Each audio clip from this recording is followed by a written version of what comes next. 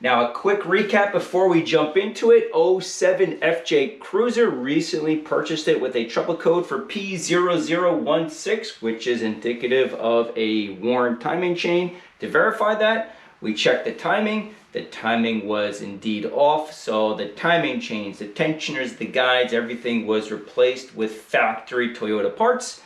And in the last episode, we did precisely this. Okay, here we go.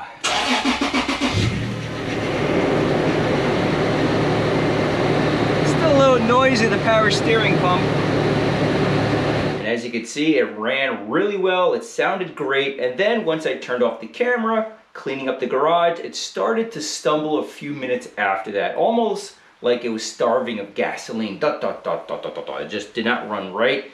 Back in the garage, and now I have a trouble code for P0011, which is an oil control valve. So let's look at this. There's also a filter for this. Let's check the oil filter, see if it has collapsed, or maybe it just is clogged. And if we still have an issue, we have to dive back into the engine. Let's find out. Now, if you are a returning subscriber, thank you for tuning in. And if you're new here, consider subscribing, check out our other content, and I think you'll find some wonderful things that will certainly save you money. Oh, now let's get this out of the way, but here is the valve. And now let's very quickly test the valve. If you do indeed have a bi-directional scan tool, you can do this while the vehicle is running, but chances are most of you will not have that scan tool. But I'm also noticing that the vehicle, or I should say the valve, I'm sorry, is indeed aftermarket. So I will be replacing this with a factory part. I just don't want anything aftermarket on this truck. Typically, they are not nearly as well designed as the Toyota part. So this is a 12-volt battery pack. You just need to apply power, and this little valve should move back and forth. Okay, let's see what happens. You see that?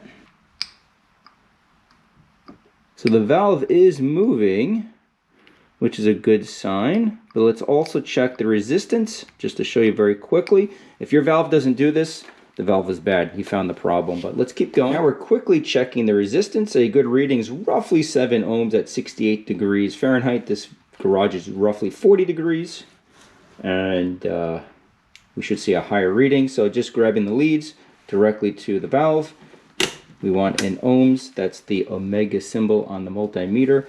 I suspect this valve is good. I really have a strong suspicion I made a mistake removing something during the timing chain replacement, and I think that's going to be the issue. But yeah, I mean, we're getting a reading here. Let's assume this valve is working correctly. I'm replacing it anyway, but ultimately if you see a resistance reading within spec and this valve is moving back and forth, chances are it's working okay. So let's move on to the filter for this valve. Now I don't want to strain my back and kill my hand, so I'm just creating a little extension, just a 14 mil half-inch socket, along with an extension. Make sure I'm really on here.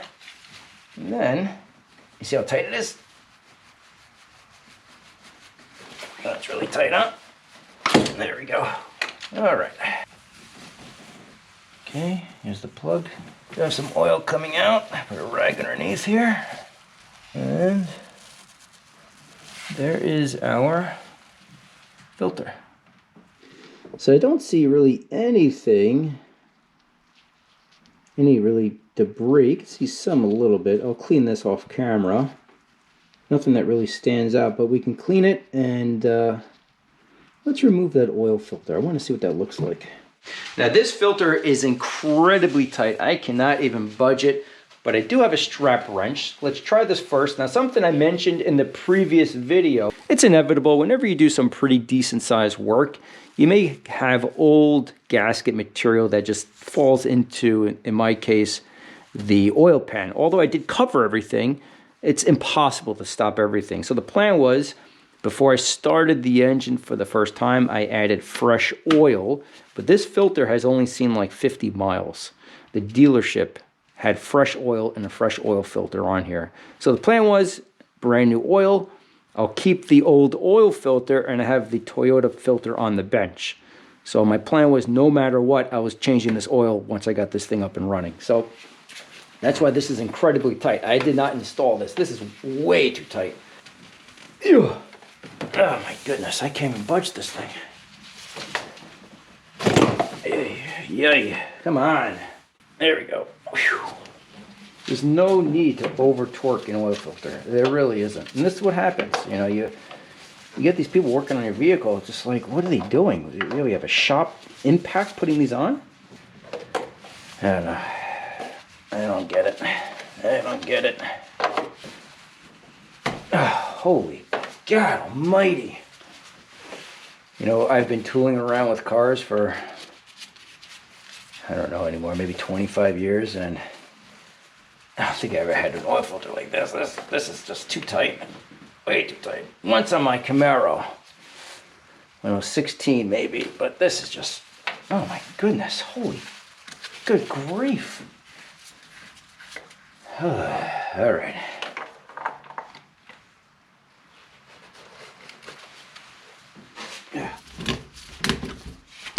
Okay.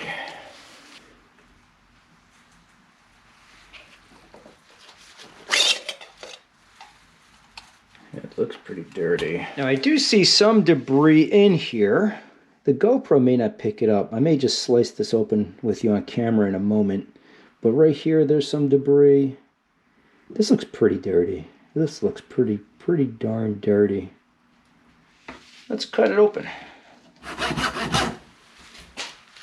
Okay.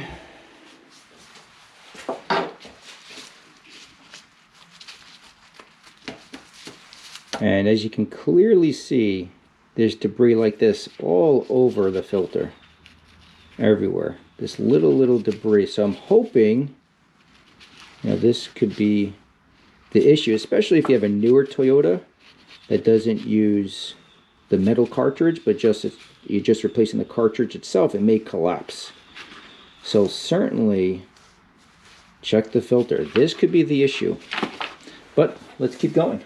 So here we are a few days later. Just last night I reinstalled the Toyota oil control valve, the filter for the valve, fresh oil. I have the Toyota oil filter also installed. Let's start it up and hopefully we are in good shape. Now I've already deleted the trouble code, so we are starting at a clean slate. If we do have trouble with P0011, it will show up immediately. In other words, it's not a two-trip logic, which means it takes longer to pop up. This will show up immediately. So if we still have an issue, then that's really bad news. But here we go. Battery's low. We're okay, and the light is back on. That's not good. That is not good. Okay.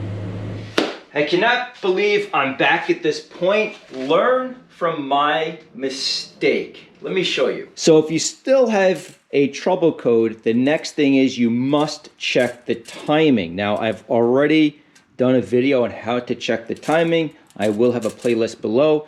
Right now the engine is at top dead center, and for those Toyota 1GR FE experts out there, you will see an immediate problem right now. You probably see it on your screen.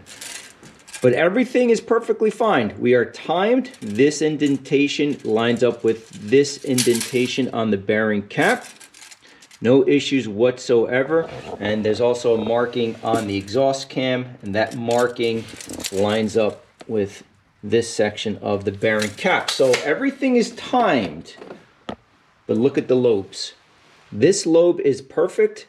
This lobe is too far advanced. It should be a little bit further up. Instead of the roughly 9 o'clock position, it should be more like 11 o'clock. And here's a screenshot of what it should look like. This is our issue, the camshaft phaser. Inside the cam phaser, and if you have a newer Toyota, you also have the variable valve timing on the exhaust gear. But inside here, you have a lock pin.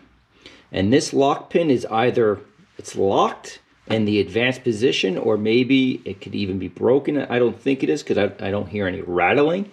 But this is just locked, it looks like, in the advanced position. So now it has been a lot of work, but now we have a brand new cam phaser. Not a very easy job because the camshafts have to come out, which is not hard, but aligning everything while keeping the timing chain here intact, it's a little difficult. So let's button everything up and start it up. Okay, here goes nothing. Come on.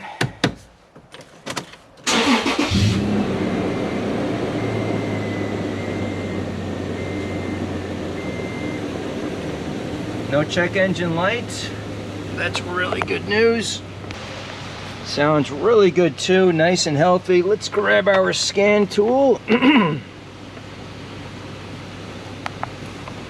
Maybe turning off the light will be better. Just want to see if there's anything pending. Nothing. That is great. So it looks like we finally solved the problem. So that was certainly my mistake. Although I did replace 95% of the parts with Toyota parts, the only two things I left alone were the cam phasers. My luck, passenger side gets locked up. Now, if you have the luxury of time, you can actually remove the cam phaser, still attached to the camshaft, and you insert compressed air to unlock it. And then you can play around with it and figure out if it's working. I just don't have that kind of luxury. So for me, it's better just to replace the whole unit. $310 later, but the truck runs, I can use it, I can enjoy it, and I can move on to other things. So I hope you guys thoroughly enjoyed this. I hope you continue to watch. And as always, we'll see you next time.